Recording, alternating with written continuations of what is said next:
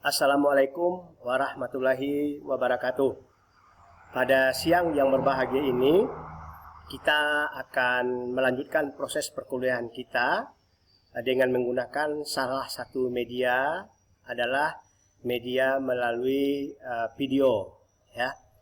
Kepada mahasiswa program studi manajemen logistik industri agro yang akan mengikuti proses perkuliahan untuk mata kuliah adalah manajemen risiko.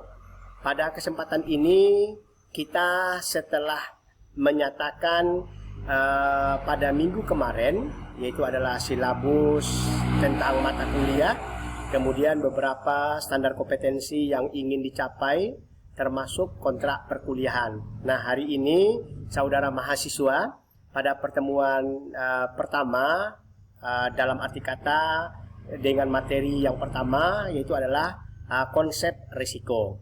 Untuk itu, saudara akan memulai proses perkuliahan ini dengan mengetahui pertama itu adalah konsep risiko. Kita ketahui setiap orang yang hidup atau dalam melaksanakan aktivitasnya pasti memiliki suatu risiko. Nah, kita akan kupas lebih lanjut bagaimana yang dikatakan dengan risiko di dalam proses kegiatan manajemen. Ya, yang pertama kita sampaikan bahwasannya dalam konsep risiko ini kita akan lihat beberapa proses yang ada. Yang pertama adalah dari segi pengertian. Risiko itu adalah suatu ketidakpastian atas terjadinya suatu peristiwa. Kemudian bisa juga dikatakan dengan penyimpangan kenyataan dari hasil yang diharapkan. Di sini maksudnya yang kita inginkan adalah seperti itu, ternyata hasil yang kita capai tidak sesuai dengan apa yang kita harapkan. Itu juga sebuah risiko. Kemudian risiko juga merupakan sebuah probabilitas bahwa suatu hasil berbeda dari hasil yang diharapkan. Berarti di sini terjadi teori kemungkinan. Kemudian risiko juga berhubungan dengan kejadian di masa yang akan datang. Contoh, bahwasannya target saudara hari ini ingin memperoleh IPK pada semester ini adalah misalnya 3,5. Tetapi bila itu tidak tercapai sesuai dengan keinginan, maka itu adalah sebuah risiko yang akan terjadi di masa yang selanjutnya. Kemudian risiko itu juga berupa variasi dari hasil-hasil yang dapat terjadi selama periode tertentu. Nah, dari beberapa konsep tadi, maka risiko itu bisa melibatkan perubahan seperti perubahan pada pikiran, perubahan pendapat, perubahan aksi, ataupun tempat di mana kita berada. Risiko juga melibatkan pilihan dan ketidakpastian bahwa pilihan itu akan segera kita lakukan. Di mana risiko juga segala sesuatu yang mengarah pada ketidakpastian itu atas terjadinya suatu peristiwa selama selang waktu tertentu. Nah, dari sini saudara sudah bisa memahami bahwasannya risiko itu adalah sesuatu yang tidak kita inginkan atau sesuatu yang kita harapkan tetapi tidak sesuai dengan apa yang kita dapatkan setelah kita mengalami kegiatan itu.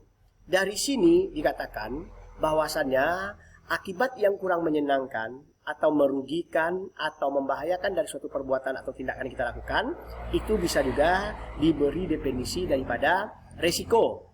Kemudian risiko juga menyangkut situasi di mana terdapat suatu kemungkinan terjadinya hasil yang tidak menguntungkan. Seperti yang kita contohkan tadi, bahwasannya untuk mata kuliah ini Anda ingin memperoleh nilainya adalah A. Tapi saat terjadi ujian berlangsung, saudara dalam keadaan sakit, tentu hasilnya tidak akan maksimal, maka itu adalah bisa dikatakan dengan definisi risiko. Bisa dipahami saudara mahasiswa? Oke. Kalau udah, kita akan lanjutkan. Dari beberapa definisi risiko tadi, banyak sekali, nanti bisa saudara simpulkan bahwasanya risiko itu akan terdapat di dalam sebuah program yang namanya manajemen risiko. Jadi dengan manajemen risiko sesuai dengan judul mata kuliah kita, maka kita akan bagaimana melibatkan orang, bagaimana melibatkan pengetahuan, bagaimana melibatkan keterampilan untuk memperkecil risiko yang akan terjadi dari suatu aktivitas yang kita lakukan. Dari sini kita akan kelompokkan jenis-jenis risiko. Menurut sifatnya, jenis risiko itu terdiri dari risiko yang tidak sengaja atau risiko murni. Nanti kita akan bahas ya, seperti apa. Yang penting kita kelompokkan dulu. Yang kedua, risiko yang sengaja. Kemudian risiko fundamental, risiko khusus, dan risiko dinamis. Jadi dari sifatnya risiko itu ada 5 jenisnya. berdasarkan ada atau tidaknya risiko dialihkan kepada orang lain. Risiko itu kita bagi atas dua. Yang pertama, risiko yang dapat dialihkan kepada pihak lain. Yang kedua, risiko yang tidak dapat dialihkan kepada pihak lain. Menurut sumber atau penyebab timbulnya risiko, maka risiko terdiri dari risiko intern dan risiko ekstern. Nah, dari pengelompokan jenis-jenis risiko ini, kita akan bahas satu persatu. Kita ulang ya. Jenis risiko itu kita bagi atas 3. Pertama, menurut sifatnya. Ini ada 5. Yang kedua, menurut atau tidaknya risiko itu dapat dialihkan kepada pihak lain. Dan yang ketiga adalah menurut sumber atau penyebab timbulnya suatu risiko. Kita lihat, risiko yang tidak sengaja atau yang disebut juga dengan risiko murni adalah risiko apabila terjadi tertentu menimbulkan kerugian yang terjadi tanpa disengaja. Contoh, ya, kita sudah memakai kendaraan, kita sudah pakai helm di kepala, tapi secara tidak sengaja kita ditabrak oleh orang lain. Nah, ini adalah contoh risiko yang tidak sengaja.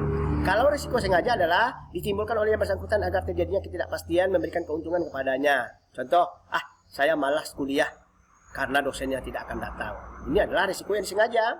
Nah, kalau risiko fenomenal, risiko yang menyebabkan tidak didapat dilimpahkan kepada seseorang dan yang menderita kita hanya satu atau beberapa orang saja, tetapi banyak orang. Nah, ini lebih spesifik, nanti Anda akan bahas ini. Risiko khusus, risiko yang bersumber pada peristiwa yang mandiri dan umumnya mudah diketahui penyebabnya. Risiko dinamis adalah timbul dari perkembangan karena kemajuan di bidang ilmu teknologi, kemudian ekonomi dan lain sebagainya. Dapat atau tidaknya risiko dialihkan kepada orang lain. Pertama, risiko yang dapat dialihkan kepada pihak lain dengan mempertanggungjawabkan suatu objek yang akan terkena risiko kepada perusahaan asuransi dengan membayar sejumlah premi asuransi sehingga semua kerugian itu menjadi tanggung jawab pihak asuransi. Contoh, kalau kita kecelakaan, kita mempunyai jaringan asuransi atau punya anggota asuransi, misalnya apakah Jiwasraya, kemudian terjadi kecelakaan, kita komplainkan dengan semua bukti, maka itu adalah risiko yang dapat dialihkan. Yang kedua adalah berdasarkan tidak dapatnya dialihkan, ada yang tidak dapat dialihkan kepada pihak lain dengan artian tidak dapat diasuransikan umumnya semua jenis risiko yang bersifat spekulatif. Nah, yang ketiga adalah menurut sumber penyebabnya timbul risiko, yaitu risiko intern dan ekstern. Kalau intern, risiko yang berasal dari dalam perusahaan. Contohnya, terlambat bekerja masuk kantor, berarti dipotong gaji. Nah, ini salah satu contoh risiko intern. Risiko ekstern, risiko yang berasal dari luar perusahaan. Contoh, produk yang kadaluarsa dikembalikan oleh konsumen kepada produsen, produsen mengembalikan kepada perusahaan, kemudian ada sebuah kerugian. Ini adalah risiko ekstern dalam arti yang sangat sempit ya. Nanti lebih lanjutnya akan kita lakukan. Nah, dari pemahaman saudara terhadap manajemen risiko, dalam hal ini adalah konsep risiko, kita akan coba mempraktekkannya, di mana saudara akan Bapak bagi berdasarkan kelompok-kelompok perusahaan. Satu perusahaan terdiri dari 5 orang. Sabar dulu. Nah, kita buat aturannya dulu. Setelah Anda duduk dengan satu perusahaan yang berisi 5 orang, kemudian lalu ada identifikasi risiko pribadi yang pernah Anda alami bersama teman Anda.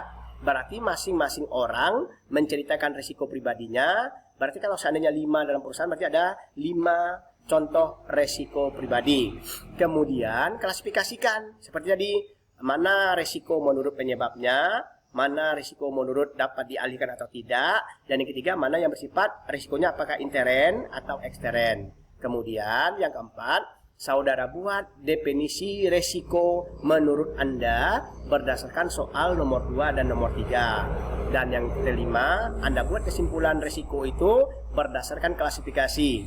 Jadi ada 5 orang dalam satu kelompok, berarti 5 risiko, berarti adalah jumlahnya adalah 25 risiko. Kalau seandainya satu orang adalah 4 risiko ya, 4-20 ya, atau ada yang 5 juga, boleh 55. Nah, kemudian diklasifikasikan buat kesimpulannya. Cukup jelas ya. Jadi silakan nanti Anda diskusikan secara bersama masing-masing risiko yang Anda miliki. Bapak rasa cukup jelas yang akan kita praktekkan. Nah, untuk itu jika ada yang ragu nanti boleh ditanyakan melalui proses perkuliahannya. Terima kasih atas segala perhatian Anda dan mudah-mudahan dalam teori konsep risiko saudara bisa memahaminya lebih lanjut karena kita langsung diimplementasikan ya. Bapak ucapkan mohon maaf. Wabillahi taufik wal hidayah. Wassalamualaikum warahmatullahi wabarakatuh. Selamat siang.